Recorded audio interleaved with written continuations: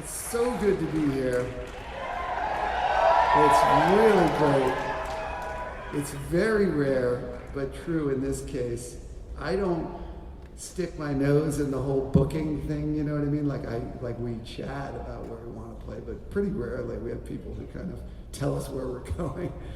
I specifically requested this gig.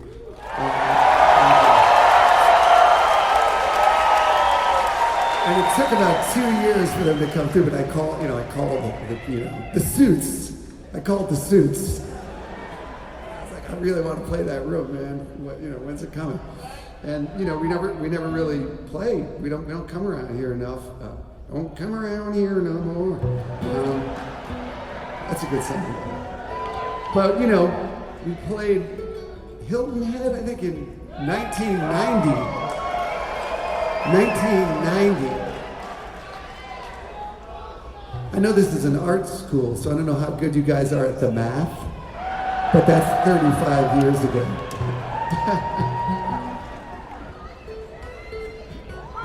So we played the old post. Yeah, I hear you, brother. I hear you. Good tone. You've got good tone.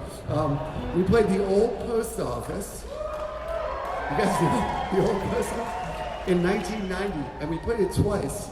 Those were my, I think for all four of the guys in the band, those were our second favorite gig of that tour. We played 2 nights. I think we went down and then went back and then came back again to play the old post office. Our favorite show was that we played in Paige's parents' living room. And Paige's mom is here tonight. So please give her a huge warm welcome. We love you so much. I just left her backstage. She's back there. Hi.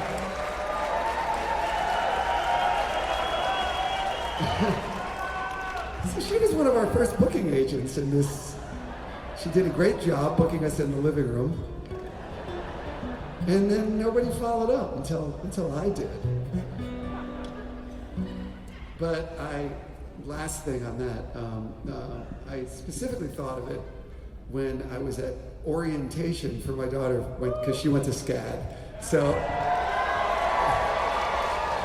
for 1 year before she transferred that, but anyway, so she went back to Vermont. Anyway, but she was here, and we were walking around, and that was when I made the call. I was like, I want to play that room. So thank you all for having me.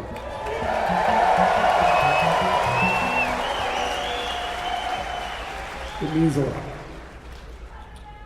Thank you. I want to keep coming back. I started. It's too early for me to start blabbing on. I got to play more songs before I can start talking this much. But I almost kind of fell over laughing during the highway line because of that last song. Because I remembered that the first time we came down, the first time we drove down to this area, the 4 of us, was to play. It was very early. It was one of our first road trips. We did some shows with Widespread. It was so much fun. And as Mikey was still in the band, the incredible Mike Hauser. And we came down to this area, and we used to let Fishman, John Fishman would drive a lot, and he would log a lot of miles and drive all night. And we would sleep in the back. I think Paige kind of stayed up to keep an eye on Fish because he. But Mike and I would sleep in the back. And so I remembered when I was coming down here, I don't know if we were going to Tybee Island or something, we were doing something. But I was dead asleep in the back seat, and this is why the highway line reminded me. And all of a sudden I woke up to Fish screaming at the top of his lungs, "Oh my God, I killed them, they're dead! I killed them, they're dead!" And I was like, "Who?" And he just kept screaming this, I killed them, they're dead. This really isn't a very funny story, but he had hit 2 deer.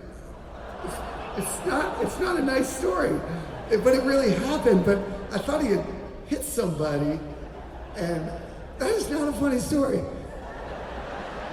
But it just was the most mortifying experience because he wouldn't tell me who he had killed. Anyway, that happened right near here. I'm moving on now. Next story. Next story. It happened. Truth is stranger than fiction. Thank you. Thank you for putting up with us. Let's get back to the show. Thanks, everybody. Oops, up here. Man, I am so glad I'm playing here. It's that last song was written about 2 weeks before my first daughter was born. I told this story on stage, but I always think about it when I start singing it, because she's 29 years old now, and that was, well, it's not till August, but I'll tell her that you said that. But that's very sweet of you.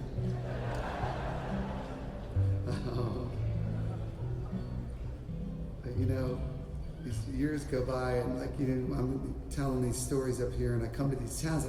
I love this town, man. When my other daughter was in school here, I met so many people. It's a beautiful place. A beautiful place to walk around, and so many kind people. And you start to think of all these, just all the faces. And then when I mentioned that we had come down here with Widespread, you know, like, it was so much fun.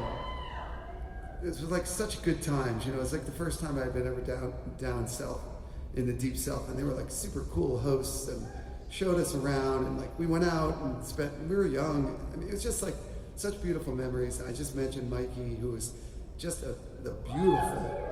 He was like a truly beautiful soul, and he's like, even though, you know, he can't be with us, like, you know, he definitely a little piece of him lives in my heart from remembering those times together. A very sweet and kind person, and you know, like, you never forget that.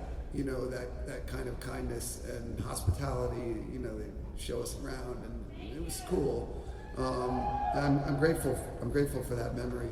You guys ever heard of the tongue-eating louse?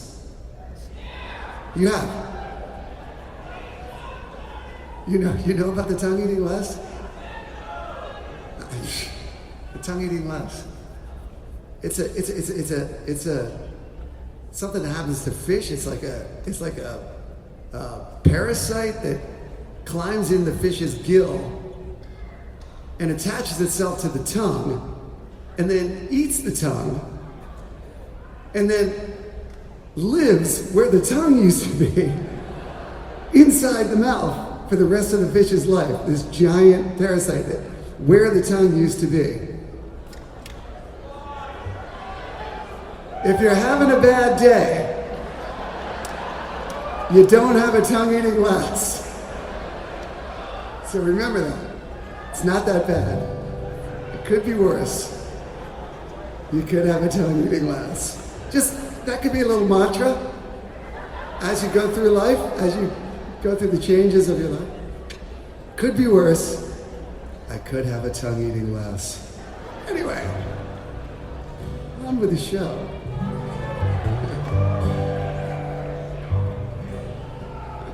That's a real thing, by the way. Look it up. Thanks, everybody. Thank you.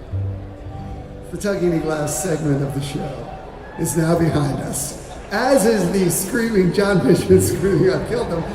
Both of those segments of the show are now behind us. It's water under the bridge. It's the last you're going to hear about either of those two subjects. Okay, this is a request as I walked in.